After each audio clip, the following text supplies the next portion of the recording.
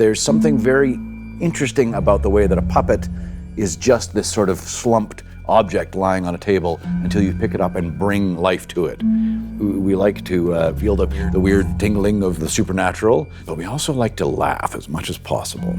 The Headless Horseman is one of the great ghost stories of our culture.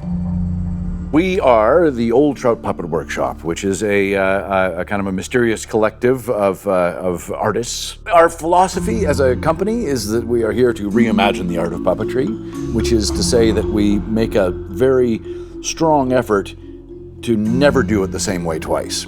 They're almost never made out of fun fur and googly eyes, but they can be made out of wood, but they can also be made out of bubbles or sound or thought. And we're exploring a lot with shadow puppetry, sharp shadows and things looming out from behind the woods. And what was that? What kind of a creature even was that? I'm not even sure. It has been ridiculously fun just to explore that, like the spooky as an aesthetic.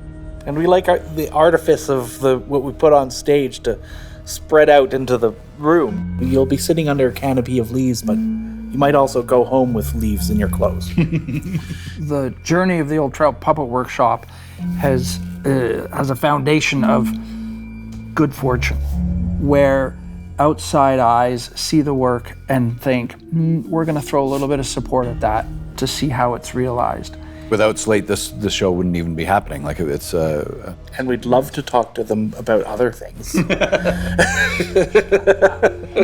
It being a co-production between Banff Centre and ATP is a new sort of relationship. Often in the past, we brought our own work and we're responsible for all the aspects. You know, our role in this is as designers and as writers, and which means that we have this amazing opportunity to like arrive to the rehearsal room and see what the director and the actors have come up with.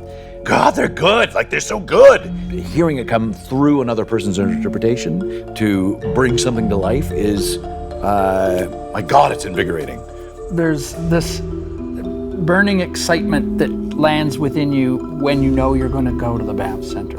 It's not just you, and it's not just the ensemble that you're arriving with, but it is this wide host of artists from all over the world that have gathered here, and that collective energy, it resounds, and your work benefits from proximity to the work of others.